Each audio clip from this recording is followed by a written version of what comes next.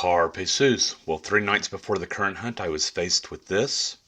I'd spied the hogs from the neighbor's property, and I'd come around and had crested the hill here, and I expected the hogs to be about 300 or 400 yards off to the right, but they're moving off to the left. The closest hog being out there about 250 yards, the farthest one's out there about 360, and I'm just not going to be able to catch them in time for this hunt. So I came back with Ben 3 days later, and this is what we find: snuffle marks all over the open fields. We don't see any hogs, so we decide to head to the back of the property. And we find daylight hogs. This has been getting video. As you can see, the hogs are out there about 200 yards or so in front of Ben. And it's still daylight right now. We can see the hogs with our naked eyes. We're not sure what we're going to do. The wind definitely isn't in our favor. If we go down to the left, we're out in the open and exposed. We think we might want to go off to the right, but we still have to go to the left to go around the gate. It's just kind of a mess at this point. And this is the view from Ben's Rick Storm S3. It's mounted on a 30 Remington AR shooting 125 grain Hornady SST bullets.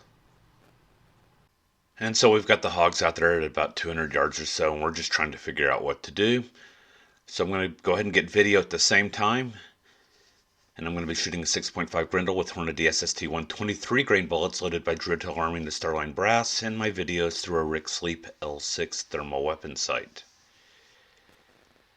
And I know it's hard to tell, we're actually looking at the same sounder, just different parts of it. Now, part of the reason why we've stayed at this spot is that we've had hogs continue to trickle in. This is the third hog that I think has come in so far. Now Ben's going to pick it up there on the left. And we've decided our best course of action is just to wait until it gets dark before making our move. And then this happened. Well, the hogs have moved from the near trees 200 to 300 yards further away, I'm going to guess. So we make the decision that we're going to move off to the right, going to go uphill, and then hopefully be shooting downhill back towards the hogs. That's the plan we have in mind. It's not as straightforward as that, however. Here we've implemented that plan and things have gone wrong. That's where we were getting video previously. We've come out of the gate, we've crossed the field, crossed the wind, and either the hogs smelled us or they saw us. They've turned around and headed back in the opposite direction. Are you ready? Now if you have headphones on, you're going to be able to hear the thumps better than if you don't. We shoot a lot of hogs, but unfortunately a lot of them make it into the woods. I'm ready. 3, 2, 1.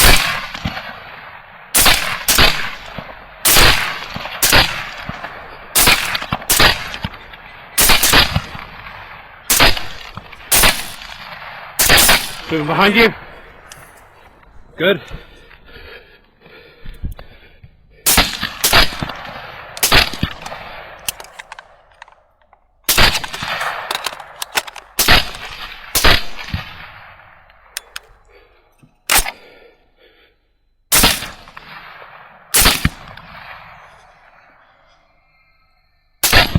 Nice.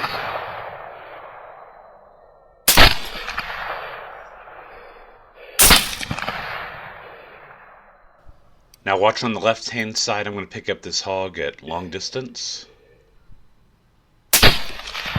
Nice. And I think it's just going to run into the woods, but Ben stays on it. Well, that didn't go as intended. We got some pigs. Recording off, safety on. I'm gonna wait and see if this guy pops up. So he's still watching the pig that I just shot, and it's come to a stop. So he puts a quality assurance shot. We think that hit it. He might have gone down right there. In the fading light, Ben is picking up his brass because he doesn't have a brass catcher by Tactical Brass Recovery, like I do. We came away with 4 hogs, starting with Ben's 130-pound flipping boar that was down at 60 yards. This 180-pound sow that was pregnant with 5 little fetuses on board.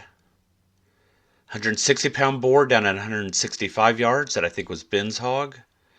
And the jointly shot 180-pound sow down at 225 yards.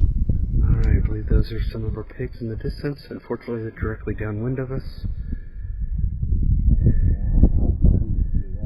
Yep, we're gonna go around the woods that you see right there, and then cut back and head that direction before cutting back and heading towards the pigs. Alright, I'm online. I see just one pig in the distance. Oh, the S3 sees one. Oh, you got him to the right. I got you. Alright, I'm with you.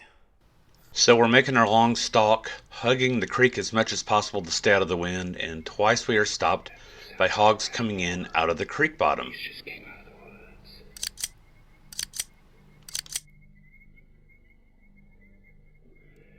And as you can see, we're on a slight slope at this point, and there's a little ridge at the top. That's not so much a ridge as it is a crest. We're going to move uphill part way to the point where we can see over that ridge line or that crest line. And that's what we've done right here. If I stand up and look over my shooting sticks, I can see where the hog's feet are. But when I'm down on my sticks, they look like they're over a ridge. 1.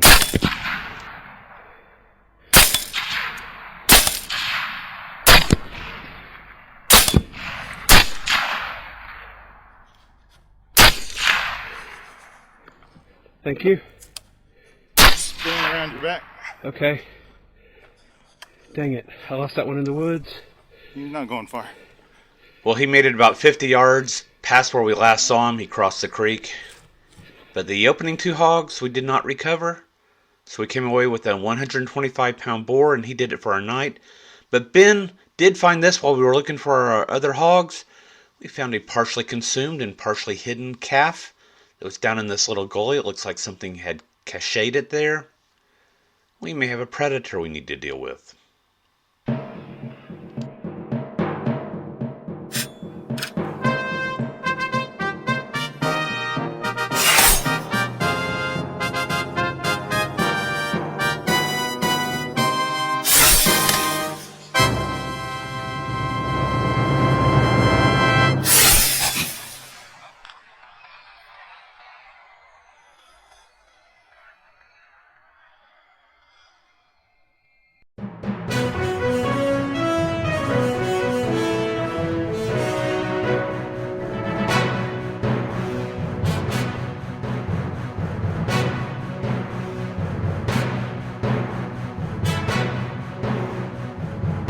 Carpe sus, my friends.